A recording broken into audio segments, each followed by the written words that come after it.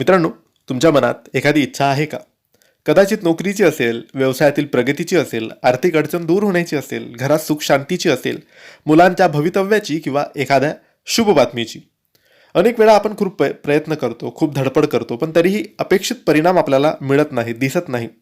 अशा वेळी मन खचते, आत्मविश्वास कमी होतो आणि प्रश्न पडतो की आपल्या नशिबात खरंच चांगले दिवस आहेत की नाही. पण आपल्या धर्मग्रंथामध्ये आणि संतांच्या अनुभवांमध्ये एक गोष्ट वारंवार सांगितली गेली आहे. मनापासून केलेली प्रार्थना आणि श्रद्धेने केलेले वाचन कधीही वाया जात नाही. आज मी तुम्हाला असा एक सोपा आणि प्रभावी उपाय सांगणार आहे, जो अनेक भक्तांनी अनुभवलेला आहे.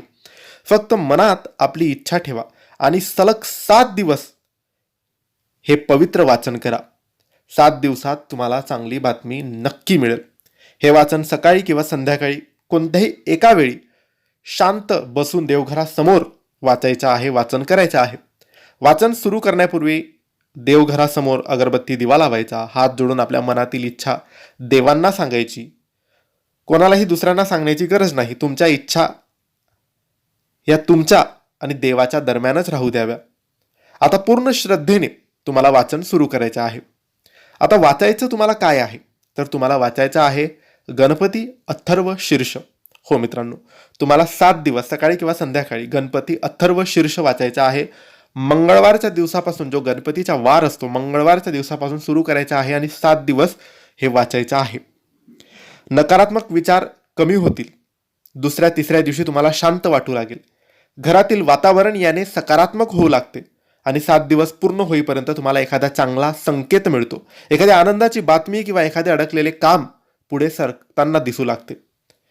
अनेक लोकांचे अनुभव आहे की त्यांना अडकलेले पैसे मिळाले, नोकरीबाबत सकारात्मक बातमी मिळाली, व्यापार चालू लागला, व्यापार चांगला होऊ लागला, घरातील वाद कमी झाले किंवा मनात असलेल्या मोठ्या चिंतेतून त्यांना मार्ग सापडला.